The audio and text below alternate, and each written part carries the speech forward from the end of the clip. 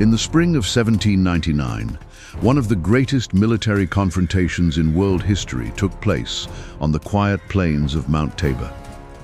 The mighty Ottoman Empire, with its pride spanning centuries, faced the military genius Napoleon Bonaparte head-on for the first time. More than 25,000 elite Ottoman soldiers marched heavily toward this sacred mountain with a seemingly simple mission. Their objective was to crush and completely wipe out General Jean-Baptiste Kleber's isolated force of barely 2,000 French infantrymen. By all conventional calculations of war, this lopsided battle should have ended in a bloodbath within just a few hours. However, instead of celebrating a victory, the entire massive Ottoman army was shattered and completely collapsed. How could a desperately outnumbered French force defeat an enemy more than 10 times its size? The answer lay in a brilliant battlefield plan, a deadly trap that the arrogant Ottoman commanders could never have anticipated. It all began in 1798, when Napoleon Bonaparte led a mighty army across the Mediterranean Sea to execute a historic invasion of Egypt. His resounding victory at the Battle of the Pyramids completely crushed the infamous Mamluk cavalry. It was a fierce force that had struck absolute terror across the Middle East for many centuries.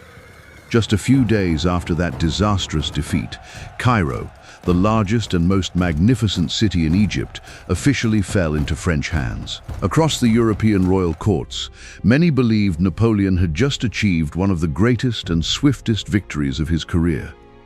But the cruel reality proved otherwise. He had only just ignited a war that was far more brutal and massive in scale. At that time, Egypt was not an independent sovereign nation at all. Officially, it was one of the wealthiest and most vital provinces of the vast Ottoman Empire. The Mamluk forces were essentially just local rulers, acting on behalf of the Ottoman Emperor to govern and collect taxes in the region. That meant when Napoleon marched in to occupy Cairo, he did not merely defeat the Mamluk forces. He had directly seized one of the richest provinces, striking a heavy blow to the supreme authority of the Ottoman Empire. To the Sultan sitting on his throne in Istanbul, this was not just a simple military defeat. It was an unforgivable humiliation and a direct declaration of war aimed at the entire empire. The Ottoman court immediately boiled with fury and began preparing for an unprecedented massive counteroffensive. Their objective was crystal clear: to recapture Egypt, destroy the entire French army, and restore the absolute authority of the Sultan. To achieve that goal, the Ottoman generals summoned and assembled two separate massive armies. One army would cross the Mediterranean Sea on large warships to land directly on the Egyptian coast. The second army would gather in Syria, combine their forces, and then march south along the land route to invade Egypt. If these two massive armies succeeded in joining forces, Napoleon would be forced to face a completely overwhelming enemy on all fronts. The situation became even more tragic for the French army, as his forces were now completely isolated from their homeland. Most of the mighty French naval fleet had been completely destroyed by Admiral Horatio Nelson of the British Royal Navy at the Battle of the Nile. Without a fleet to protect them, the French army would not be able to receive any reinforcements from the European continent. There would be no steady supply of food, ammunition, and no way to replace the soldiers who had fallen on the battlefield. Napoleon, with the keen tactical vision of a genius, immediately understood the deadly danger lurking ahead. If he simply sat still and defended in Egypt, the two Ottoman armies would eventually converge and crush him with sheer numbers. It was a suicidal battle that he absolutely could not allow to happen. Therefore, Napoleon made a remarkably bold decision when he declared he would take the initiative and strike first. He ordered his army to march rapidly into Syria, not to conquer more barren new lands. His sole objective was to proactively destroy each Ottoman army before they could merge and advance into Egypt. At first, this bold plan seemed to unfold perfectly and smoothly. The French army successfully breached and captured the fortress of El Arish, then Gaza, and finally the bloody city of Jaffa. Each victory pushed Napoleon and his army deeper into the territory of the Ottoman Empire. His next major objective was the fortified stronghold of Acre, a coastal position of vital strategic importance. But while Napoleon was concentrating all his forces on laying siege to Acre, the Second Army of the Ottoman Empire began to move. A massive army was pouring southward from Damascus with towering momentum. Their mission was crystal clear, which was to relieve the fortress of Acre, sweep the French forces out of Syria, and pave the way for the invasion of Egypt. To slow down the enemy's storm-like advance, Napoleon detached a much smaller, compact force and handed command to General Jean-Baptiste Kleber. The orders Kleber received were very simple and clear. He had to find the advancing Ottoman army, harass them to stall their progress, and buy enough time for Napoleon to finish the siege at Acre. None of them realized that in just a few days, the two armies would clash fiercely on the plains at the foot of Mount Tabor. Kleber quickly pushed his troops forward to intercept the Ottoman army before they could reach the fortress of Acre. On April 16th, 1799, the two armies finally came face to face near the vast plains of Mount Tabor. At first, every development on the battlefield seemed to go exactly according to the French army's pre-planned strategy. Kleber launched a surprise attack, striking directly at the Ottoman vanguard while they were completely unprepared. The French army, with overwhelming firepower, drove the enemy back, and for a brief moment, it looked like another easy French victory. But that illusion did not last long. As the morning wore on and the sun rose higher, more and more Ottoman soldiers poured onto the battlefield like a broken beehive. What Kleber had anticipated to be just a small-scale vanguard force had now revealed its true form as a massive army. It was a sea of men with tens of thousands of heavily armed warriors ready to tear the French army apart. The force under Kleber's command at that time consisted of barely a few thousand exhausted infantrymen. He was completely outnumbered, a desperately hopeless ratio. Realizing that he could never defeat the Ottomans in open combat, Kleber immediately changed his tactics. He ordered all his soldiers to urgently form into solid infantry square formations. This was a tactical formation that the French army had previously used with incredibly devastating effect in Egypt. From every direction, waves of fierce Ottoman cavalry began howling and charging straight toward the French defense lines. Time and time again, they used their horses and sharp swords in an attempt to pierce and break the infantry squares. But time and time again, they were repelled by volleys of musket fire fired with astonishing discipline and synchronization. The French army stood firm in their positions, resiliently fighting back against the enemy's frantic attacks. But every successful defense came at a very costly price. Hour after hour, their meager ammunition slowly dwindled, and the gunfire began to thin out. The spring sun became increasingly intense, burning the soldiers wearing their thick uniforms. The French soldiers began to collapse from exhaustion, thirst, and bleeding wounds. Meanwhile, the Ottoman army continued to surround them tightly from all sides, leaving no escape route open. By the afternoon, General Kleber fully understood his tragic situation. His infantry squares could delay death, but they could not survive forever amidst this sea of men. Without reinforcements coming to the rescue, his tiny army would eventually be torn apart and completely crushed. The moment Napoleon received urgent word that Kleber's division had been surrounded, he immediately understood the gravity of the situation. If Kleber's force was destroyed, the Ottoman army would be completely free to march south. The siege of Acre would become meaningless, and the entire French campaign in Syria could collapse within days. There was no time to hesitate or linger for another second. Leaving part of his army behind to maintain the siege at Acre, Napoleon gathered every available soldier and immediately marched at lightning speed to the north. The pace of the march was relentless and brutal. The French columns pushed forward beneath the scorching spring sun, covering mile after mile with barely a pause. Napoleon fully understood that this was no ordinary march, but a life-or-death race against time. Every minute of delay meant more French soldiers falling at Mount Tabor. Every passing hour increased the risk that he would arrive too late to save the situation. At last, late that afternoon, Napoleon's army reached the high ground overlooking the entire battlefield. Napoleon immediately surveyed the plain below through his spyglass, and the sight confirmed his worst fears. Kleber's infantry squares were still standing, but they had been almost completely surrounded. Thousands of Ottoman soldiers were frantically pressing in from every direction in an attempt to tear the French formations apart. From a distance, it seemed the French were merely moments away from total annihilation. The Ottoman commanders were extremely smug, convinced that victory was already securely in their hands. Their entire army was focusing all its attention on crushing Kleber's trapped force once and for all. But that blind confidence would soon become their greatest and most fatal mistake. Napoleon suppressed the urge to order an immediate attack to relieve his comrades.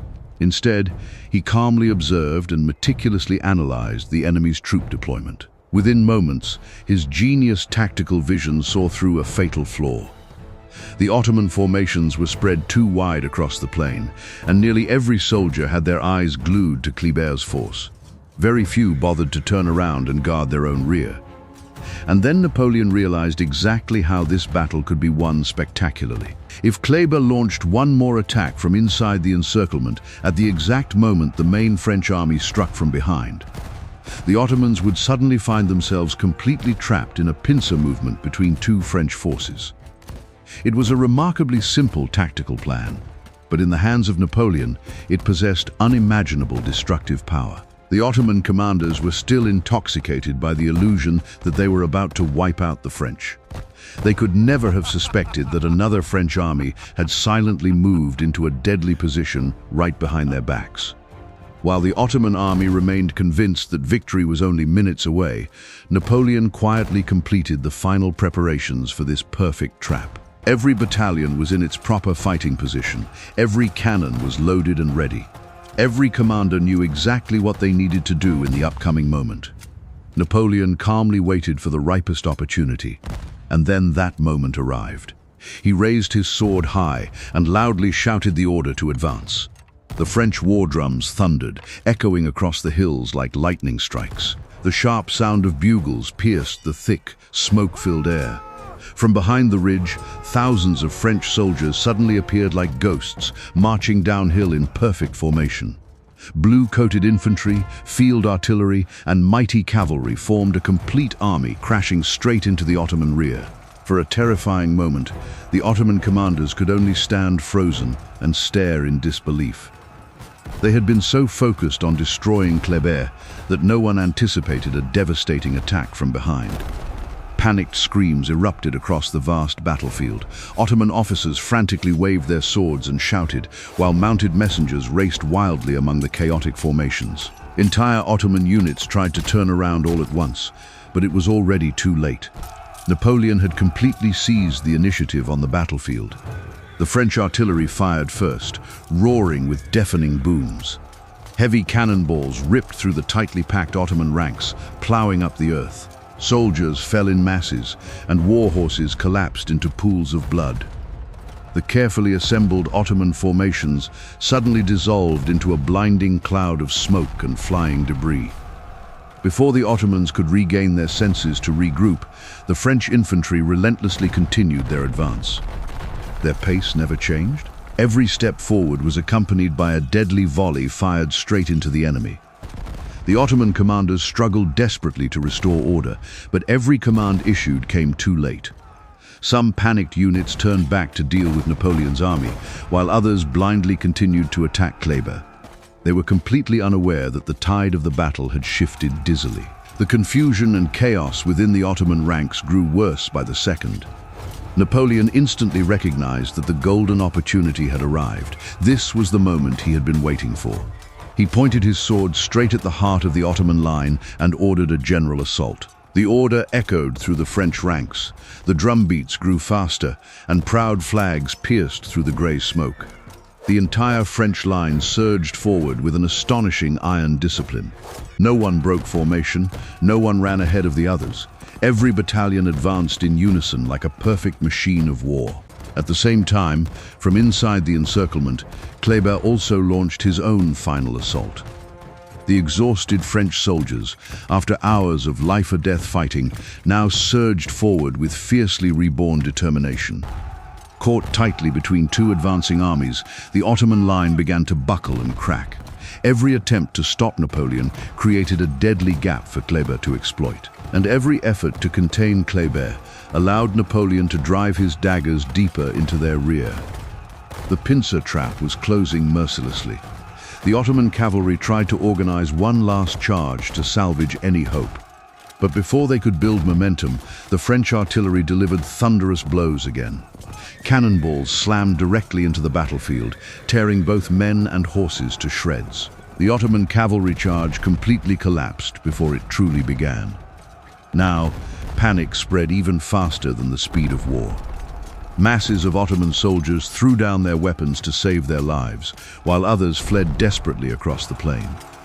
The Ottoman officers screamed themselves hoarse, trying to rally their formations, but no one wanted to follow their orders anymore. In just a few short minutes, the proud Ottoman army had turned into a chaotic, disorganized mob. Napoleon absolutely refused to give the enemy any chance to breathe or recover. He coldly ordered the pursuit to continue. The French infantry pressed forward relentlessly without mercy. The French cavalry swept across the flanks, cutting off every possible escape route for the enemy. The distance between Napoleon's army and Kleber's force shrank with every passing minute. Soon, the two French forces linked up and fought side by side. The siege scenario had been spectacularly completely reversed. The Ottoman army, which had illusioned that they had surrounded the French, was now shocked to realize they were fighting for their own survival. When their formations completely shattered, the Ottoman army finally surrendered to its fate. Thousands of warriors fled wildly from the battlefield, some heading toward the Jordan River, while others scattered across the plain. The orderly retreat now rapidly turned into a disastrous rout. The French cavalry showed no mercy, riding down the fleeing columns, cutting down the stubborn, and capturing hundreds of prisoners. Across the vast battlefield, abandoned cannons, broken wagons, discarded rifles, and countless torn banners marked the collapse of the Ottoman Empire. Just hours ago, this army aggressively believed they would crush Kleber's tiny force. But now, they could only resist in hopes of finding a way to survive. When the battle officially ended, the massive Ottoman relief army had been completely wiped out as an effective fighting force. Thousands of Ottoman soldiers had been killed, wounded, or taken prisoner. In return, the French suffered astonishingly few casualties, despite the horrifying disparity in numbers. It was one of Napoleon's greatest victories on the battlefield. An army that started the day on the brink of annihilation ended it with a decisive victory that shook history.